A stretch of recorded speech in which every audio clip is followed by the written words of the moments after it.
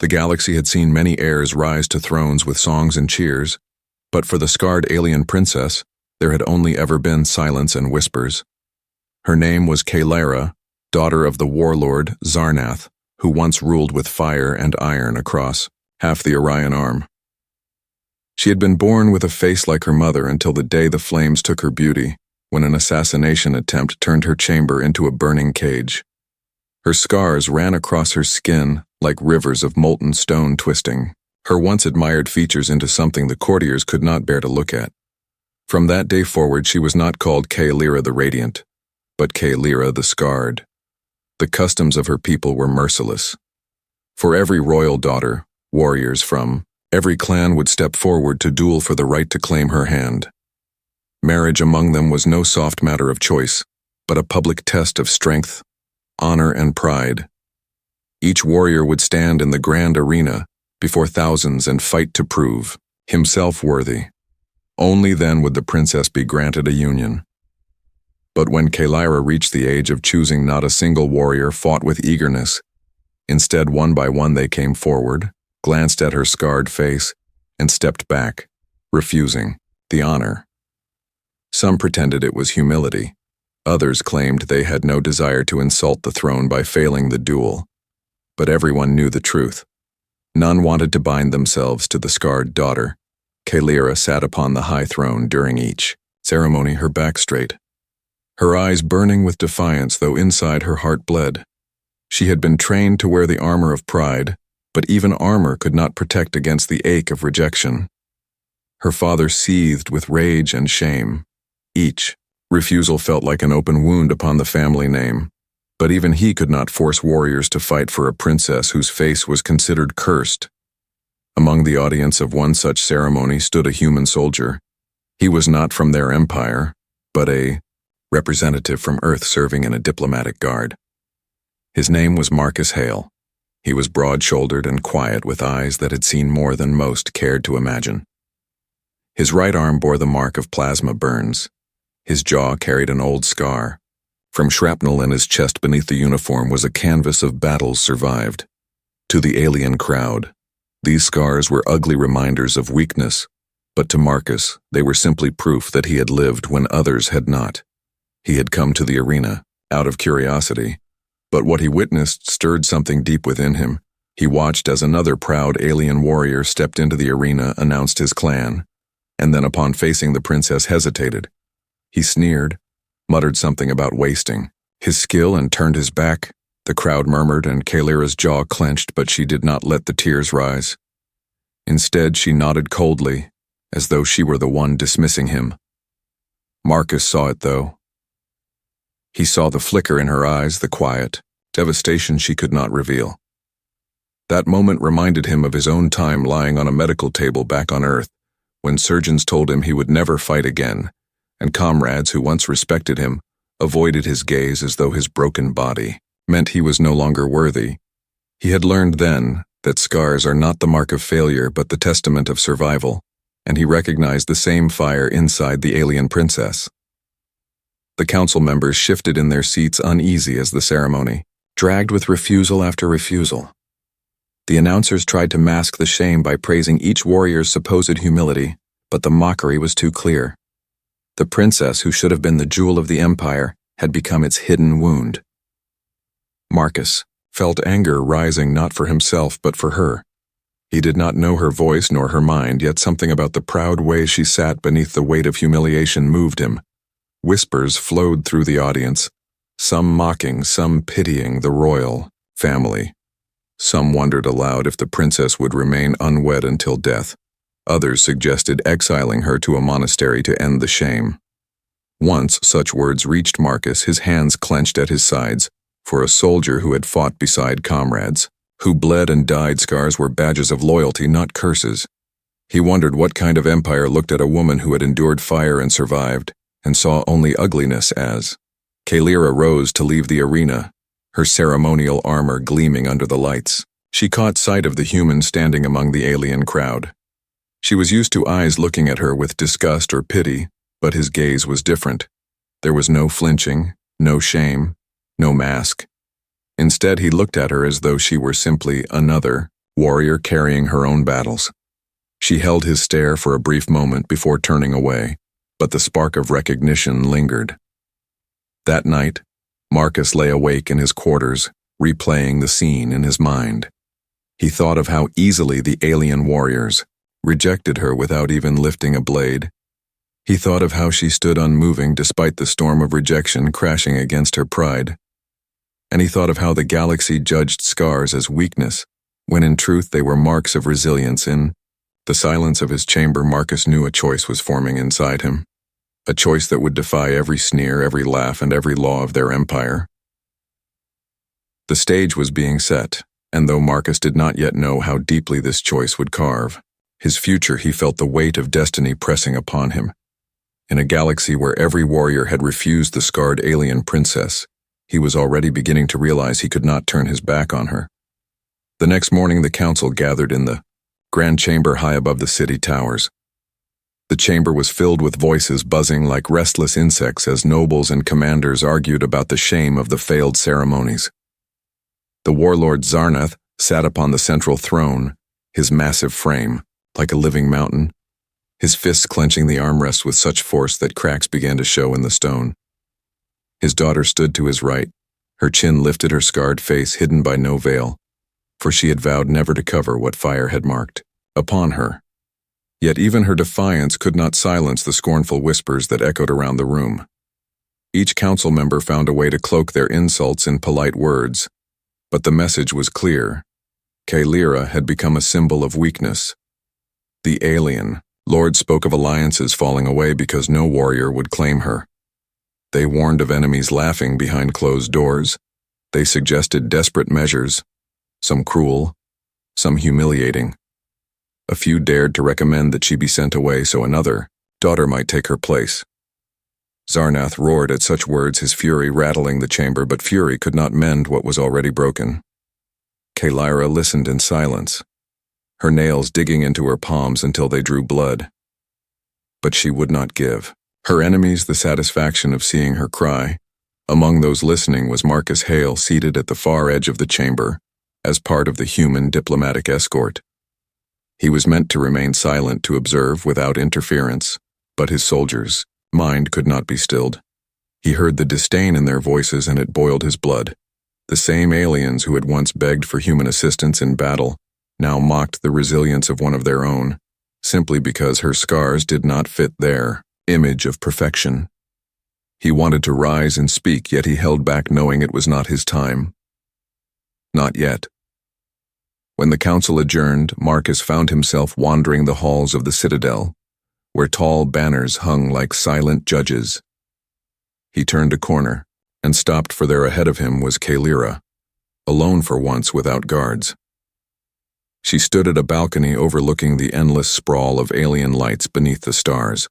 Her posture was rigid, but the tension in her shoulders betrayed her sorrow. Wayne approached quietly, his boots echoing against the polished stone. She turned at the sound, her eyes sharp like blades, prepared to cut down another voice of pity. Yet when she saw it was the human, her expression shifted ever so slightly from defense to curiosity. "You are bold to approach me," she said, her voice steady, though her hands gripped the railing as though to anchor herself. "Most avoid my shadow." Marcus inclined his head. "Scars meeting scars without shame. I have no reason to avoid what I understand." She narrowed her gaze. "And what do you understand, human?" "That scars do not end us," he replied. "They remind us that we survived when others did not." Her lips pressed together, a mix of disbelief and reluctant interest. He did not look away from her, not once allowing her to see that his words were not born of flattery but of lived truth. Their brief exchange was interrupted by the arrival of guards who quickly ushered her away as though contact with a human were somehow an insult. Marcus watched her leave, feeling the spark of something unspoken burn between them.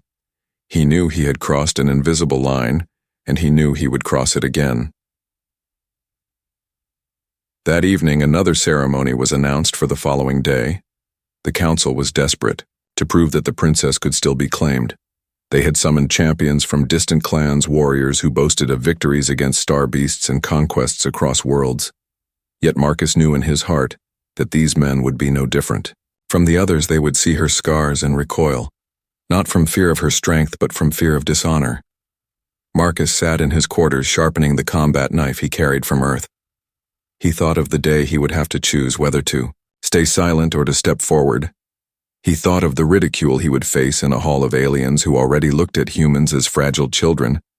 But when he remembered the look in Kalira's eyes on that balcony, he felt the decision settle firmly within him. The day of the ceremony arrived. The arena once again filled with thousands, the air alive with the anticipation of spectacle warriors in shining armor, stepped forth one by one.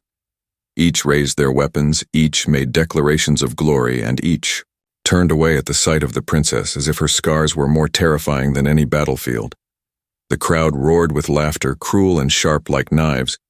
Kalira stood tall, but her heart pounded louder than the drums above the arena. Then a silence fell. A figure rose from the lower ranks of the audience. His uniform was plain compared to the ornate armor around him, but his presence cut through the mockery. Marcus Hale walked into the arena, and the moment the crowd saw he was human, the laughter grew louder. Voices mocked his weakness, called him fragile and doomed. The announcer stammered, confused by the breach of custom, but Marcus spoke with a voice that carried to every corner of the arena. I will fight for her, not for her. Thrown not for power, but because no warrior here has had the courage to see her strength beyond her scars. The words struck the arena like thunder. The council gasped in outrage. The warriors laughed with scorn, and Kalira's eyes widened with a mix of shock and disbelief. She had been rejected by all but now a human. One of the most underestimated beings in the galaxy had dared to step forward. Marcus knew the duel would come. The test of strength was inevitable, and though he would be mocked, he would not turn back. He had made his choice, and the entire galaxy was about to see what a scarred human soldier truly meant when he said he would not bow. The arena roared as Marcus Hale stood before the gathered thousands, a lone human surrounded by towering alien warriors. His frame was broad for a man, but still smaller than the armored giants who had refused Kalira. Moments earlier, he had spoken words that struck like lightning across the stadium, declaring that he would fight for the scarred princess not for power but for respect. Now the silence that followed was heavy and hostile, broken only by laughter from the warriors and snarls from the council. The announcer hesitated, unsure if the human's challenge could be allowed, but Zarnath, the warlord father of Kalira, raised his hand and declared that if the human wished to step forward, then he would face the trial. The laws of their people were ancient and binding, and none could argue. Kalira stood motionless, her heart pounding beneath her armor. She had prepared herself for endless rejection, but not for this. A human had entered the arena where even her strongest kin had refused. She studied him carefully, seeing the scars that lined his face and the steady fire. In his eyes, he was not handsome in the way her people measured beauty, and he was not strong in the way they measured power. Yet there was something unyielding in his stance, a weight that came not from muscle but from spirit. It unsettled her to feel hope stirring again after she had buried it so deep.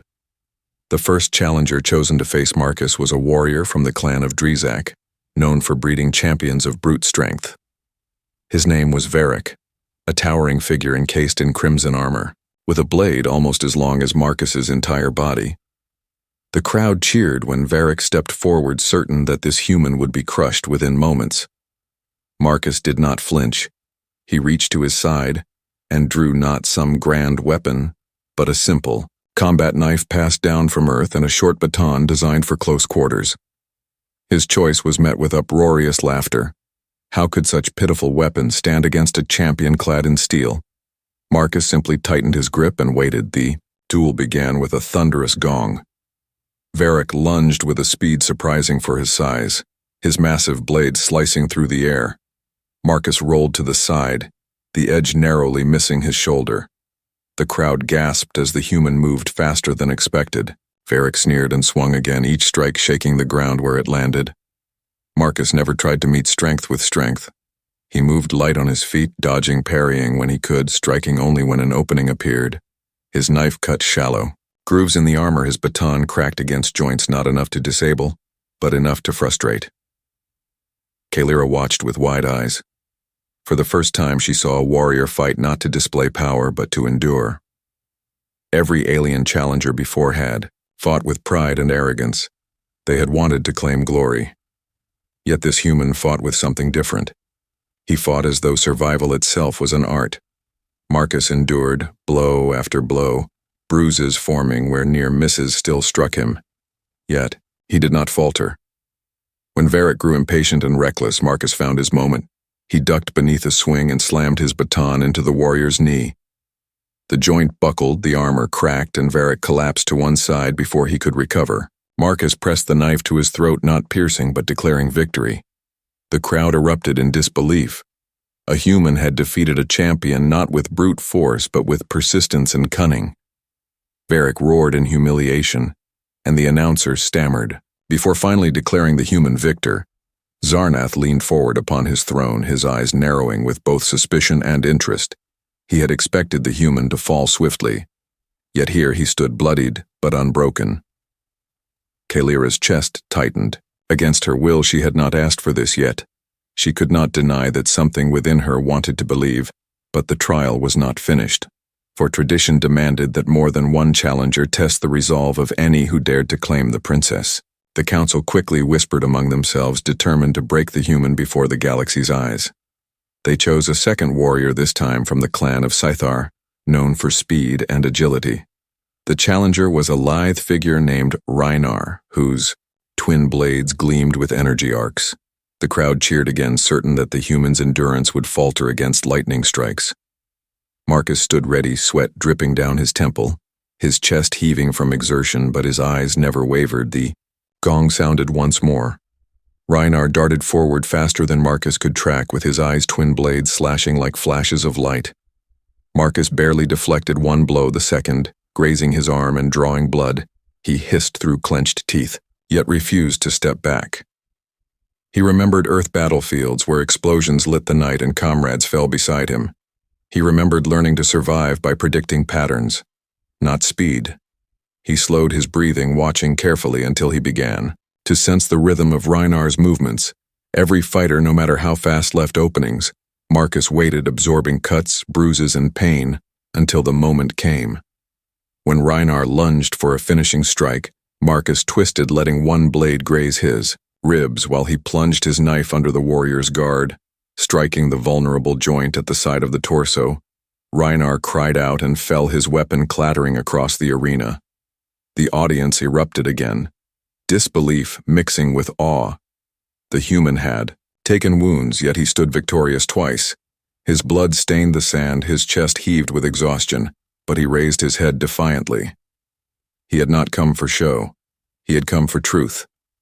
And Kalira, watching from her place, felt her defenses cracking, bit by bit. For this man bore scars already and now added new ones willingly for her sake. A stranger from another world had endured what her own kind would not. The council grew, restless anger burning in their eyes, but the crowd was no longer laughing. Many whispered now of human resilience, of courage beyond appearances. Marcus wiped blood from his cheek and tightened his grip, ready for more.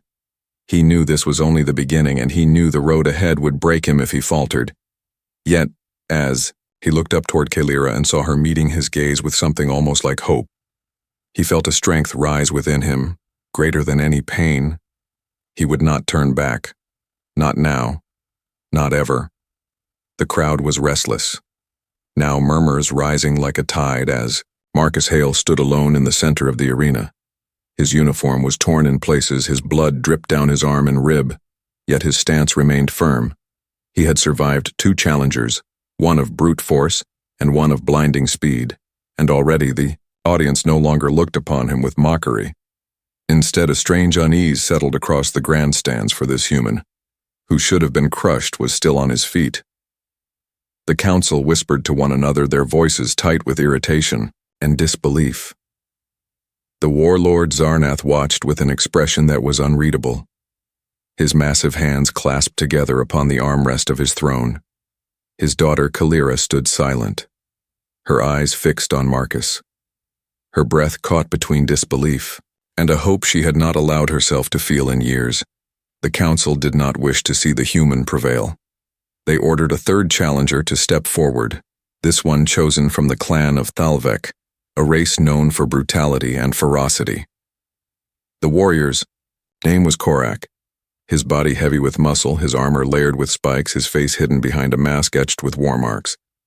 He carried a massive war axe, its edge gleaming beneath the arena lights. The crowd roared in approval, certain that the human could not endure such overwhelming savagery. Marcus took a slow breath, steadying himself, his grip tightening on his knife and baton. The gong sounded and Korak charged forward with a bellow like thunder. His axe came down with crushing force that shook the ground. Marcus barely rolled aside the blade, gouging the sand where he had stood. He scrambled back narrowly, avoiding another strike, the impact spraying grit across his face. Korak fought without finesse, his strength overwhelming. His rage driving every blow. Marcus realized quickly he could not hope to block such strikes, even deflection would break his bones. He had to fight differently. As Korak swung again, Marcus moved inside the arc of the blade, using his smaller size to his advantage.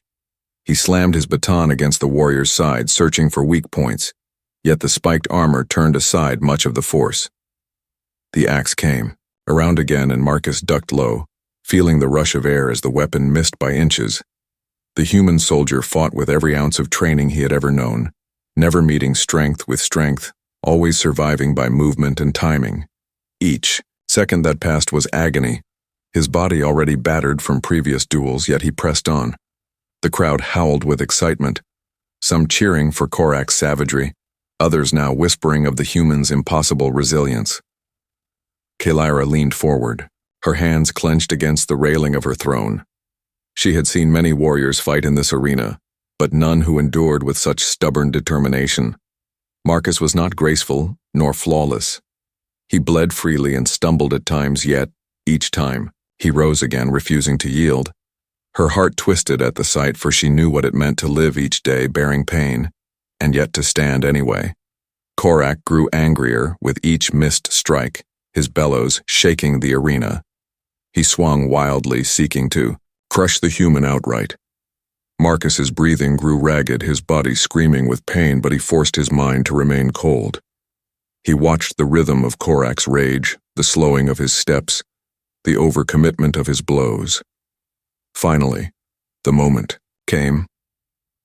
As Korak lifted the axe high for a devastating overhead strike, Marcus surged forward, slamming his baton with all his strength against the exposed joint at the elbow.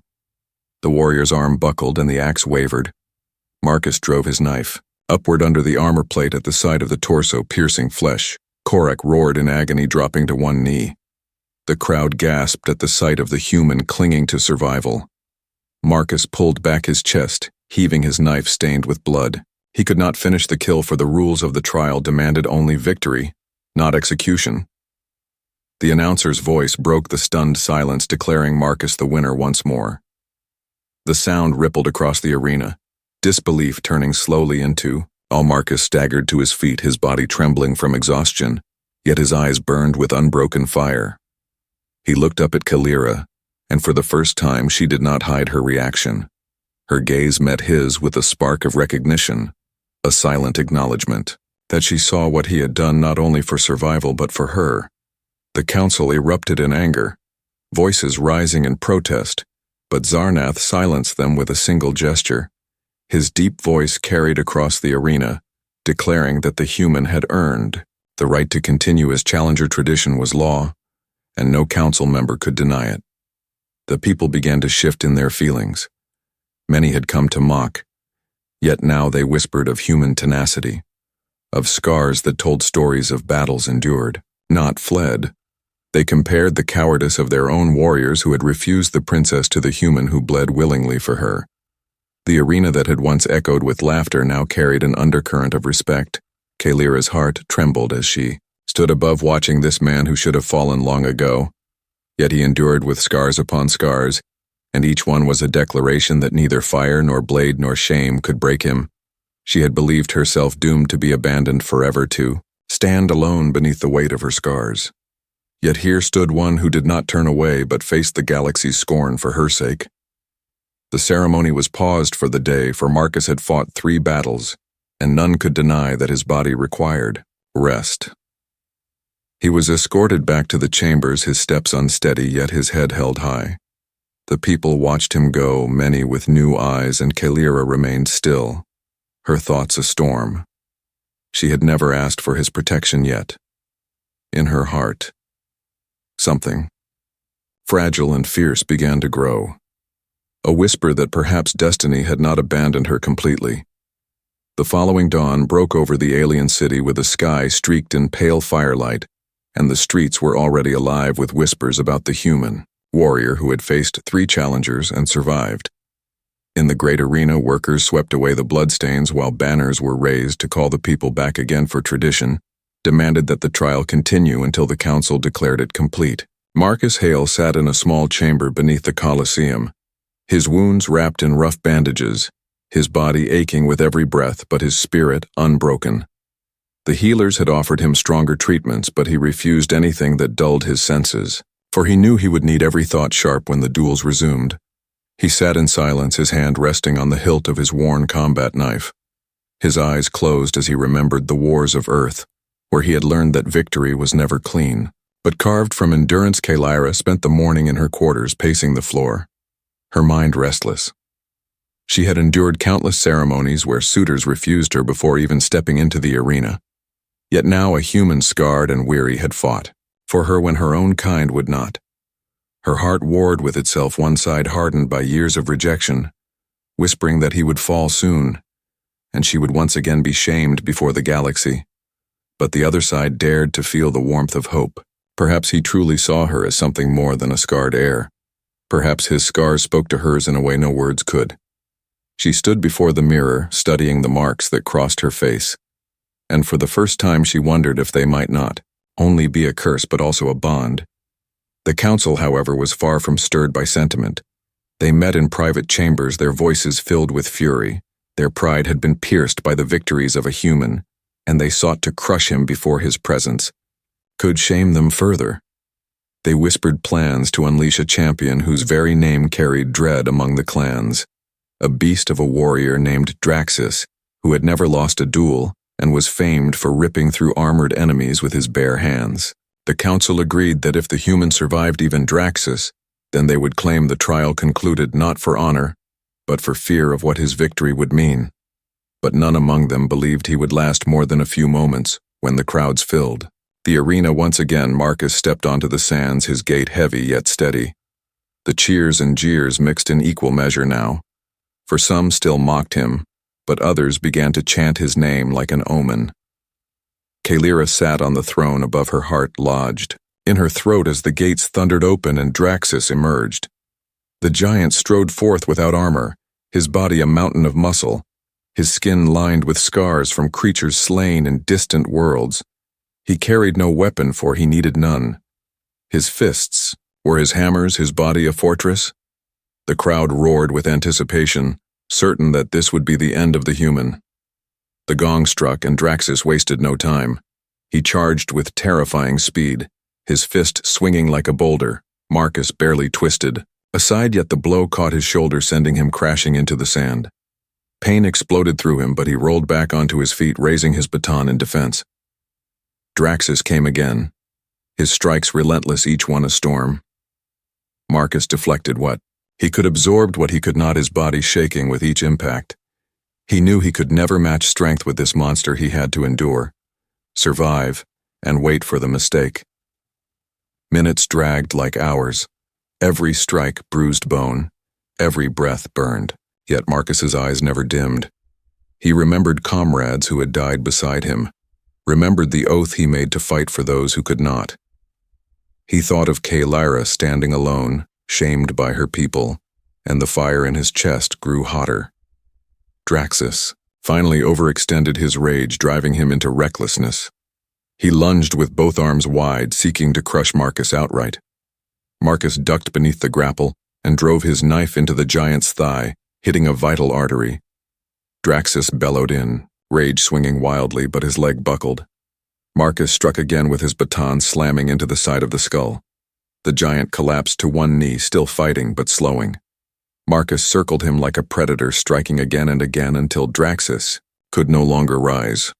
The crowd erupted in stunned silence as the announcer hesitated before declaring, "The human victor once more." Gasps spread like wildfire across the arena. The impossible had happened again. A human had brought down the undefeated. Champion Kalira rose from her throne, her heart pounding so hard she feared it would shatter her chest. For the first time, she allowed her lips to part in the smallest of smiles, one that carried both pride and disbelief. Marcus stood swaying, his body broken yet his spirit unyielding. He raised his knife high, his voice raw but strong. "I do not fight because she is cursed. I fight because she has been wronged, and I will not stand among cowards who turn away from scars." He turned his gaze to Kalira, and in that moment the entire arena could see the bond forming between them. The crowd that had mocked now broke into divided chaos, some booing, others chanting the human's name with growing reverence. The council raged in silence, for their plan had failed. Zarnath himself rose, his booming voice silencing the chaos. He declared that tradition had been fulfilled, and the human had proven himself worthy to claim the princess. His words echoed like thunder, and none dared defy him. Marcus lowered his head, acknowledging the decree, though his eyes remained locked on Kalira. She met his gaze with fire and uncertainty swirling together, but beneath it all, a fragile spark of trust had been born. That night, as Marcus lay battered in his chamber and Kalira sat alone in her quarters, both knew that what had begun as a trial of humiliation had become something far greater. The galaxy had witnessed a bond formed not in beauty or strength, but in scars and defiance, and though neither spoke it aloud, both knew the battles ahead would be fiercer than anything yet faced. The halls of the citadel glowed with the light of countless torches as the decision of the warlord spread through the city. A human had claimed victory in the ancient trial and the right to choose the scarred princess as his bride. The people were divided, some in shock, some in admiration, and many in outrage. For them it was unthinkable that their proud traditions had ended, with a foreigner standing bloodied but victorious on the sacred sands. The council seethed behind closed doors, whispering schemes to undo what had been declared. For though the law of the trials bound them, their pride would not accept a human bonded. To the throne, Marcus Hale remained in his quarters, his body stitched and bandaged, his breathing slow and painful. Every muscle in him ached, yet his eyes were clear. He had survived battles before, he had seen comrades fall and enemies rise, but never had he fought in a place where every swing of his blade meant more than his own life. He had fought not for honor or conquest, but for a woman who had been abandoned by her people. He sat in silence, remembering the sight of Kalira watching from her throne, her scarred face stern, yet her eyes blazing with something he could not name. When he closed his eyes, he could still feel the weight of her gaze like fire, and Iron Kalira herself walked the silent halls that night, her thoughts storming. The council had not wanted him to succeed, and yet he had. Each strike of his knife, each bruise he endured, had been proof of his defiance of their cruelty. She touched the scars on her own cheek as she thought of his words spoken to the arena. "Fight because she has been wronged." The words echoed inside her like thunder. She had been called cursed, abandoned even by those sworn to defend her honor. Yet here was a human, a stranger who had endured wounds beyond counting, simply to show her that she was worth fighting for. She sat at her balcony overlooking the city, the stars stretching endless above her, and for the first time she wondered if perhaps destiny had chosen a path for her she could never have imagined. The next day a ceremony was held in the grand hall where the warlord announced formally that the human had earned the right to take Kalira as his bride. The chamber filled with nobles, warriors, and citizens, their voices murmuring with disbelief. Some spat their anger, claiming that the throne had been tainted. Others watched in silence, curious to see what might come of this strange union. Marcus stood tall, though his body bore the weight of wounds. He wore no grand armor, only his worn human uniform, but his presence filled the hall. Kalira entered clad in ceremonial robes, her scars uncovered as always, her chin lifted in defiance. When the moment came for Marcus to speak, he stepped forward and his voice carried strong across the hall. "I did not fight to claim power or to take a throne. I fought because I saw strength where others saw weakness. I fought because scars are not curses, They are proof of survival, and no one who survives deserves to be cast aside.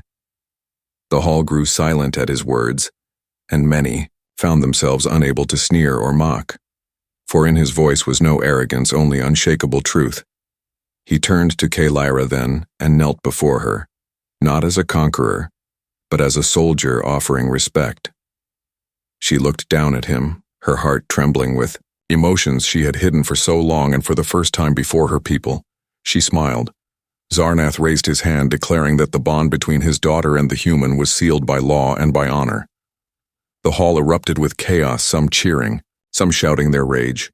The council sat rigid with fury, but they could not undo what had been declared. The tide of tradition had been turned. That night Lyra and Marcus met in private chambers for the first time without audience. The silence between them was heavy, not of awkwardness but of unspoken truths. She studied him closely, seeing the lines of pain across his face, the bruises that marked his body, and the scars both old and new. He met her gaze without flinching, as he had always. "Done!" She spoke first, her voice softer than the warrior's steel that usually filled it. "You did not have to do this, Marcus. You could have walked away." He answered simply, "I could not walk away from someone who has carried the same weight I carry." She stepped closer, her hand trembling as she reached out and touched the scar that cut across his jaw. For years she had been taught that her scars made her unworthy.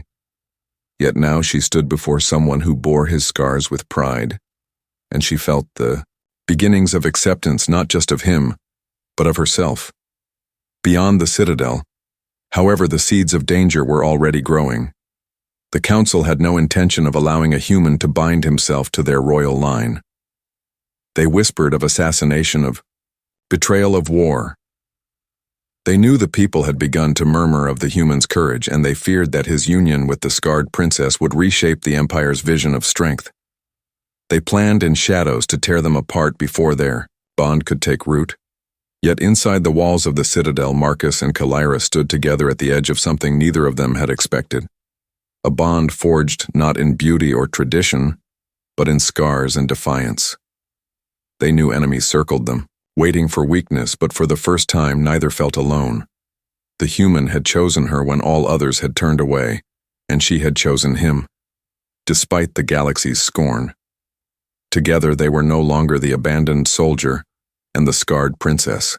Together they were something new, and the galaxy would soon feel the weight of that truth. The days that followed were restless across the Empire.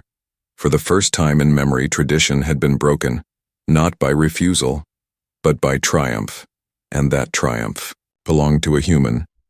The people filled the streets with heated arguments, some praising Marcus Hale as a warrior whose scars spoke of honor, others denouncing him as a weak outsider who had stolen a place that should have belonged to their kind. The council seethed in silence, their pride wounded beyond repair. They whispered plans to unravel what had been done for. They feared the sight of their citizens beginning to admire a man who had once been considered fragile and unworthy. Lyra stood at Marcus's side through the storm, her scarred face raised with unflinching pride. She had once been mocked even by her own kin, yet now she was spoken of as the princess whose husband had fought where no warrior dared. Her heart wrestled with fear and hope. She had lived too long in the shadow of rejection to believe peace would come easily, and she knew the council would never rest until they had struck at the man who had defied them. Still, when she looked at Marcus standing strong, despite his wounds, she felt the fire in her chest burn brighter. She had been given a partner who did not see her as a curse but as a queen. One evening, as the city below raged with voices, Lyra and Marcus stood together on the balcony of the Citadel. Stars shimmered above them, endless and cold. Marcus's arm was still wrapped in bandages, yet he kept his stance steady, his eyes scanning the sky as though preparing for a battle not yet begun. Lyra broke the silence with words she had never spoken to another. "You gave me something no one else ever has, Marcus. You gave me dignity." He turned to her, his voice quiet but firm. "You already had dignity, Lyra. You only needed someone to remind you of it." She closed her eyes briefly, fighting the tears that threatened to fall, for she had sworn never to show weakness before her enemies, but with him, it no longer felt like weakness. It felt like trust. Their moment was shattered by the sound of steel in the halls. Shadows moved swiftly. Assassins, sent by those who sought to end the Union before it could take root. Marcus reacted instantly, drawing the battered knife that had followed him through countless battles. Kaelira grabbed the ceremonial spear that rested against the wall. Together, they faced the intruders who rushed into the chamber cloaked in black. Their blades gleamed in the torchlight and their voices hissed with venom. They called Marcus an abomination and Kaelira a stain that must be erased. The battle was fierce. Marcus fought with the instincts of a soldier, his movements precise even as pain tore through his healing wounds. He blocked a strike with his forearm and countered with a slash across the enemy's chest. Kaelira fought beside him, her spear flashing in arcs of fury. For years she had been seen as a burden, but now she fought like the daughter of a warlord, her scars burning with defiance. Together they drove the assassins back, striking blow for blow until the chamber floor was littered with broken bodies. The last of the attackers fell to Kaelira's spear and silence returned. When the guards finally arrived, they found the human and the princess standing side by side, bloodied but unbroken. The sight spread quickly through the citadel and into the streets. For the people had whispered doubts, but now they saw proof that their union was not weakness but strength. The human who had fought for their princess now bled beside her, and she who had been mocked as cursed had fought with the fury of a queen. The tide of opinion began to shift more rapidly than the council could control. Zarnath summoned the council the next day, his voice booming with wrath. He accused them of dishonor for sending blades in the night against one who had lawfully won the trials. None dared deny it, for the evidence was clear. The warlord declared that Marcus Hale and Kaelira would not only be bound as husband and wife, but would also stand as symbols of a new strength for the empire, a strength not of unscarred perfection but of survival and unity. The council bowed their heads in silence, their schemes broken before the will of the throne. The wedding ceremony was unlike any the galaxy had seen before. The arena that had once been filled with mockery now overflowed with citizens eager to witness history. Kaelira walked the path in armor instead of silks. Her scars uncovered her head high. Marcus met her in the center, wearing his simple human uniform, his knife at his side not as a weapon but as a reminder of the path that had brought him here. When they joined hands, the roar of the crowd shook the heavens. Some still muttered their anger, but many more shouted their names with pride as vows were spoken. Kaelira felt the weight of her scars lift for the first time in her life. They were no longer chains that bound her, but marks of a story shared with the man who had chosen her. Marcus looked at her with the same steady gaze he had held since the first day in the arena, not once flinching. And in that gaze she knew that together they would defy every shadow that rose against them. That night, as the stars stretched endless above the city, Marcus and Kaelira stood once again on the balcony, side by side. The battles ahead would be countless. The council would never forget their shame. Enemies would test them at every turn. Yet for the first time, neither of them felt alone. They had chosen each other not in pity, but in strength, not in beauty, but in scars, and that bond was stronger than any blade. The galaxy had witnessed every warrior refuse the scarred alien princess, until a human scarred himself in body and soul, made her his bride. In doing so, he had not only claimed her hand, but had rewritten what strength meant in a world that once worshipped perfection. Together they would carve a new path, one scar at a time, and the stars would remember their names long after the whispers of shame had turned to songs of defiance. The galaxy remembered the night when the arena that had once echoed with laughter fell silent, to honor a union no one had believed possible. Marcus Hale, the scarred soldier of Earth, and Kaelira, the scarred princess of the alien throne, stood together, not as broken figures but as symbols of defiance. They had faced mockery, betrayal, and blades in the night, yet they endured side by side, stronger for every scar they bore. Their story spread beyond the empire to distant worlds where whispers became legends, that scars did not mark weakness but survival, that love was not forged in beauty but in courage and truth. Kaelira walked the halls no longer with her chin lifted, only to defy shame, but with the pride of a queen whose people slowly began to see her as more than her scars. Marcus trained the young warriors of the Empire, teaching them that strength was not in muscle alone, but in the will to rise when struck down. Together, they reshaped tradition, for every future trial would no longer measure perfection, but endurance and loyalty. The council that had once plotted in darkness bent beneath the weight of the people's changing voice, for no scheme could erase what the human and the princess had proven on the sands of the arena. There were still enemies who sought to strike them, challengers who could not accept the shift of power. Yet each time shadows moved, Marcus and Kelaira faced them together, never alone. She wielded her spear with fire, and he fought with scars and steel, and the more they fought, the stronger their bond became. Their union did not heal the galaxy overnight, but it lit a fire that could not be extinguished. On the balcony of the Citadel, they stood again, looking out across the stars, their hands entwined, the scars of both visible in the silver light. Marcus spoke softly, saying that the stars had once been distant and cold to him, but now they felt like home. Kelaira turned to him, her voice steady yet filled with warmth, and said that, for the first time in her life, she was no longer a prisoner of her scars, for he had chosen her. Not despite them, but because he understood them.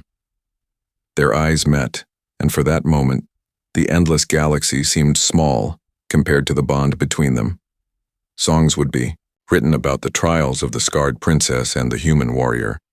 Tales would travel from one system to another, and even those who had once mocked would tell the story of how every warrior refused her until a human stepped forward and claimed not only victory but her heart. And in the years that followed, their names became not whispers of shame, but banners of honor. The story of Marcus and Kelaira did not end with a single battle or a single choice, for life would test them again and again, yet each time they stood together with scars as their crown and their love as their shield. And the galaxy that had once sneered at them now looked upon them with respect and fear, knowing that from scars could rise a strength greater than unbroken stone. Thus ended the tale of the scarred alien princess and the human soldier, who made her his bride, a tale not of perfection, but of survival, not of beauty, but of truth. And so it was remembered across the stars. The end.